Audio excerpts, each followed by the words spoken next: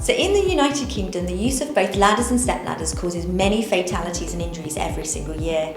So what are the common issues? We usually think about 4 key areas: the kit, the person, the system of work and the environment.